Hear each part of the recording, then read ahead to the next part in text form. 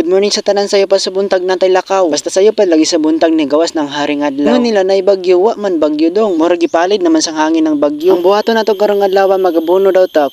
Mga ta sa gabuno. Og giatay try nato kabalo bata o dili nonsan bata. I-try daw nato kung sayon ra ba magabuno kung kapoy o dili. Kani ato nga bunuan lapad-lapad biya ni mga 1 hektar biya. Giatay murag makapoy naman ta diri. Wa pa ganit na nakasugod kapoy na nonsan ning bata. Dili niya mo nagprinda ra man diri mga 1 year at ang kontrata nila diri. Kabalo naman siguro mo kung unsa ang prinda. Wa pa gani naman gikapoy na ning bata. Kinsay dili makapoy diya kang perting inita. Ana jud na dali ra ta makapoy basta dili ta sanay sa init ba. Kaya nato na oy kaya gani nila kay tapa kahaw. By the way guys, wag yung pansin yung ilong ko kasi i-change man ako na aqua pa ng patangos diya para murag Korean ba. Wa pa na to nga ang isa ka hektarya unsa naman kanus pa man ni mauman kay wala man ko gabulig gabidyo raman ko unsa ning bataan eh. Baka sabihin niyo hindi ako tumutulong ha, nagtumutulong ako diyan. Magtaglis lang ko dire guys kay lisod man kayo kung puro Bisaya. Nabubulol talaga ako. Diri minauna ni mama sa kilay kay si papa dito sa tumoy para dali ra ba. Kanang white kanang kinatawag nga abono pero nang mga violet kanang ginatawag namo nga puradan. Ang purpose ng puradan diyan para daw hindi makapunta yung mga masasamang damo ha. Masamang damo daw. Kani nga area guys napapalibutan ng mga matataas na bundok. Gaya ng sinasabi ko sa inyo na pagmulan dito mukhang dagat. Kasi lahat ng tubig doon sa taas mapupunta dito sa baba. Siyempre kasama yung mga basura doon. Kaya kung umulan dito kawawa yung mga farmers kasi madadamage yung mga palay nila. Like this, nagabuno kami tapos umulan ng malakas, edi wala din, sayang din lahat. Anyway guys, tapos na lahat. Ganyan kami kabilis, di ba? Buti na lang hindi lumakas yung init. Taman-taman lang hindi kalakasan. You know guys, may nalalaman akong mga klase ng palay. I-share ko lang sa inyo. Yung yellow na pala, yung yellow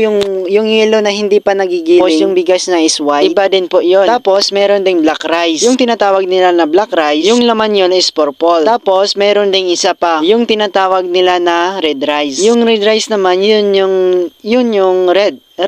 Simple red rice nga, di ba? At ito guys, meron kaming black rice dito, hindi pa siya na black rice to guys, basta kasabihin nyo hindi. Malawak din to guys, mga 1 hektar. Ipapakita ko lang sa inyo, baka hindi nyo alam. Nagtataka talaga ako, bakit black rice yung tawag nila dito? Purple naman yung laman nito eh. Sana tinawag na lang ito na violet rice. Bakit black rice?